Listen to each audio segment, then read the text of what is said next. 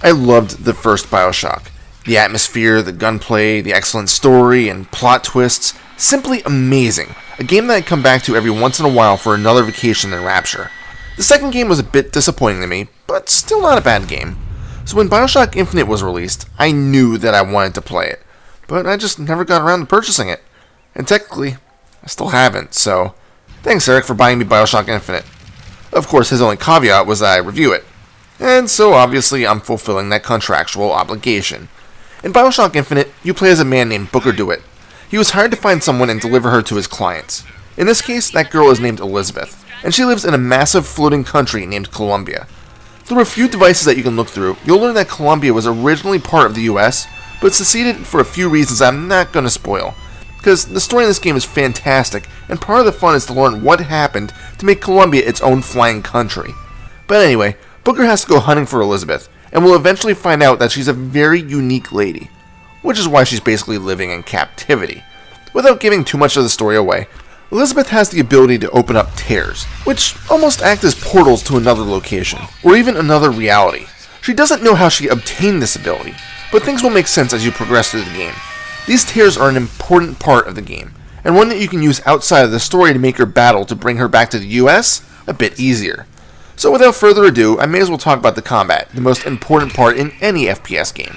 One of the things I did like about Bioshock 2 is that the game allowed you to wield both your firearm and your plasmid at the same time, the plasmid being the game's form of magic attacks.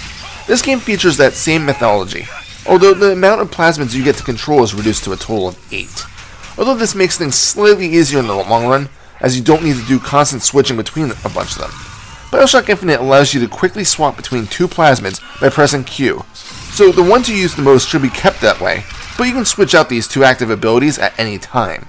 Oh, and I should really stop saying plasmid, because in Bioshock Infinite, they're called Vigors, and they aren't powered by Eve here, but instead Salt. I'll talk about that a bit later into the review, as there's some interesting themes going on in this game. As for the guns, there's a healthy selection to choose from, all varieties staggered throughout the game. Rifles, shotguns, pistols, a sniper rifle, grenade launcher, your normal stuff. Granted, there's a nice design twist with these guns, as they are made with the atmosphere of Columbia in mind, but they all feel familiar when you use them.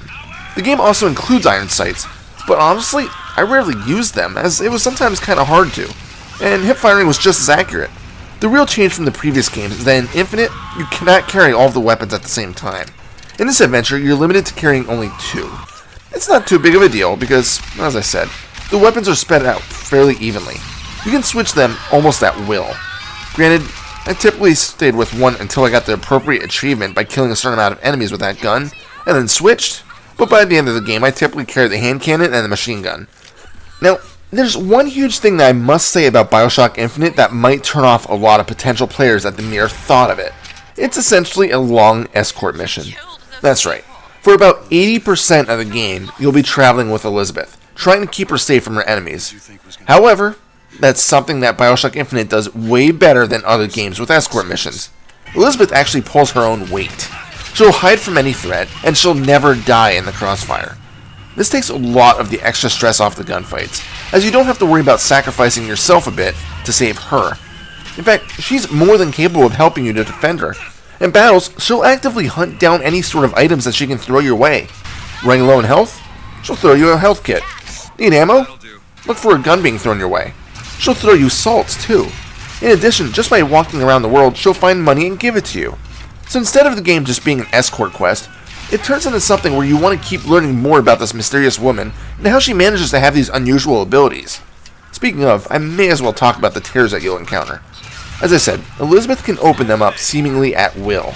There will only be a few times where it's required to proceed with the story, and you can't miss these.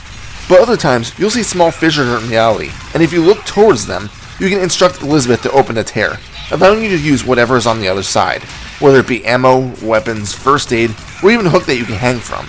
You can only ever have one open at a time, and if you open up a second, the first one will close up. You can switch between tiers as you see fit. So you'll oftentimes want to survey the area before starting a fight so that you know what you can use to your advantage. I mentioned the hook, so I may as well go into interesting parts of the game where you're traveling on a zipline. Early in the game, you get a fancy melee weapon that doubles as a tool to hang from hooks and ziplines. As you're hanging on a hook, you can shoot and use your vigors easily. You can also perform a special attack where you jump off the hook and slice at your foe you targeted. As for the ziplines, these are just fun to traverse as you ride around at high speeds. Sometimes they are optional to travel, but other times they are required. How you wish to use these emplacements are completely up to you. You know, I didn't mention that there's another thing that has been changed around. You cannot carry first aid kits anymore. Instead, they're used immediately when picking them up. To help ease the unavoidable damage taken during battle, you'll get a recharging shield in addition to your health bar. Once the shield breaks, you'll take damage to your life, but if you can go a few seconds without getting hurt further, the shield recharges. It's a system used in countless other games, and here it works just as well as most of those.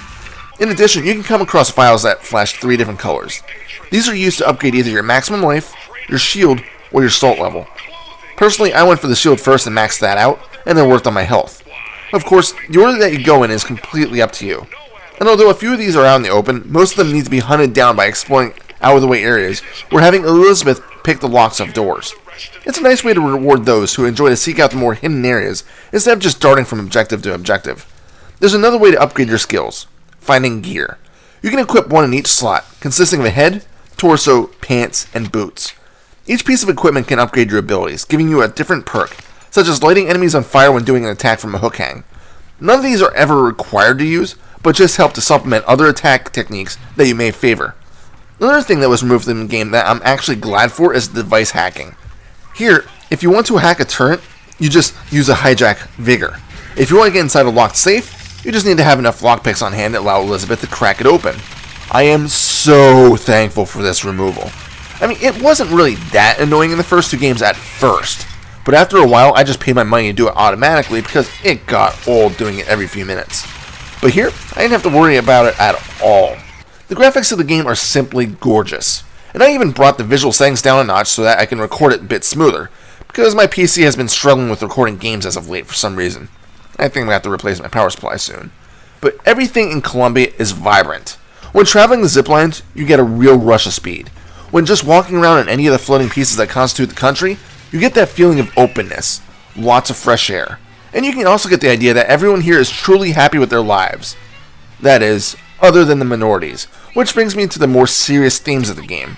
This might spoil a bit, but I'll try to keep any spoilers minor. You see, Colombia is primarily a white-only country, led by the self-proclaimed prophet Zachary Comstock. The minorities, blacks and Irishmen, are treated as the lowest class of citizen possible, typically resulting in them being slaves. During the game, you'll get that sense of disgust from these inhabitants, and we'll even meet up with Comstock's former cleaning lady named Daisy Fitzroy, who was framed for Comstock's wife's death. You'll learn that Fitzroy is leading a resistance to overthrow Comstock, and many of the fighters are black, and are naturally fighting for the equality. In a game that is so colorful and bright, it's a complete opposite of what you would expect to find. In addition, there are a lot of religious themes in the game. Comstock thinks that he's a prophet from God, constantly quoting biblical references. At one point, the grounded earth is referenced as Sodom.